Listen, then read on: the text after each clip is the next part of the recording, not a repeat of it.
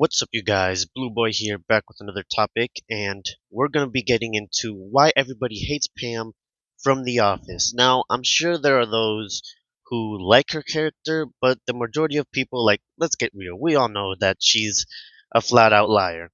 Now, for those of you who don't know, there has recently been an added The Office Superfans. Now, The Office Superfans is the same show technically, but with the deleted scenes that you've probably seen on YouTube. If you go to the Office Superfans, you're gonna see the show with those deleted scenes in it, which I gotta tell you, it's a lot more interesting than the regular one. Now, the reason why I bring up the extended version of The Office is because we all know that Pam never loved Roy at all. But we all don't know that she actually admitted it. In the beginning of the show with the extended version, she actually goes on to say that, "Oh, I know how much I love Roy just because of how much my family loves him," and it's like, what? Are you for real? Come on. So this whole time, I don't know what she was doing, but yeah, and then she gets with Jim, and she's like super manipulative with Jim. Basically, she was just leading Roy on and moving aside on what she was doing to Roy and Jim. You ever notice that she always tries to look for something embarrassing for someone, especially Angela. And now we can all argue that, Angela's a Karen at the end of the day, but Pam, if you think about it, she's a Karen also, but in a secret type of way. She like hides it and makes herself look innocent or whatever. And Angela's just direct and forward.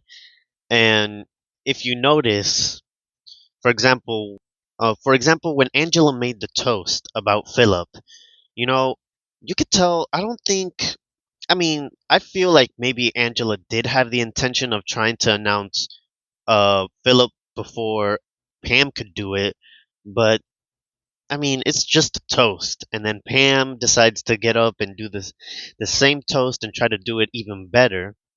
And then when Angela's Philip is finally born, um, whenever she brings brownies, you notice how Pam tries to be all like, "Oh, Kevin is allergic to those brownies. It's okay, Angela." And then when Angela proves Pam wrong, it's like, "Hey, I made a batch with no nuts in them." And then she gets all furious. I really like that scene because I just love the way Angela was able to just throw that stuff back into Pam's face, and then she was all like, and once again, she was trying to beat her at that game, like it's some sort of challenge. As she went on to say, "Oh, you know what's even a better present than brownies? Oh, cash."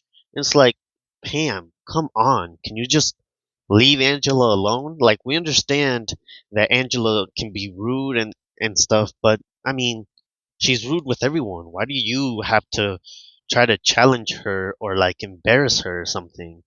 You know?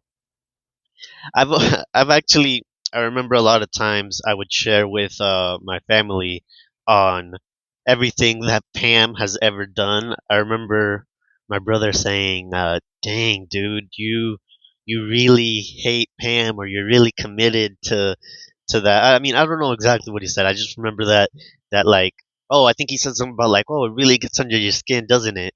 And like, I'd make the argument that I don't think it gets under my skin, but it's just like the idea that Pam wants to be the center of attention. She wants to make herself look better than anyone. It's like I feel like it can make anyone angry, which is at the end of the day why this podcast is called Why Everybody Hates Pam. She wants to be the center of attention, and I'm pretty sure, yeah, Angela has called her out a lot of times. And then once again, check this out. Moving aside Angela and Roy and the back and forth between Jim, Moving aside those three, now let's get into a fourth one. Michael dating her mom. Now, we could all agree that I guess it can be kind of messed up that Michael chose to date Pam's mom, but we should also agree that in the beginning, when Michael before Michael announced that he was dating Pam's mom, Michael said, the oh, it's really complicated because she's the mother of a coworker of mine, and the first thing that Pam says, she's like, "Oh, gossip. Who is it?" And then when she finds out that it's her, then she gets mad. That's just selfish. If you know that you're gonna be mad at Michael dating your mom, then you should stick to one thing. Be like, wait, Michael, why are you dating moms of people in this office?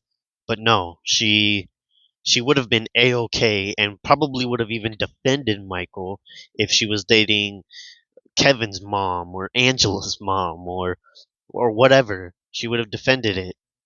And that's just another selfish thing there. Pam is just a committed liar, in all honesty.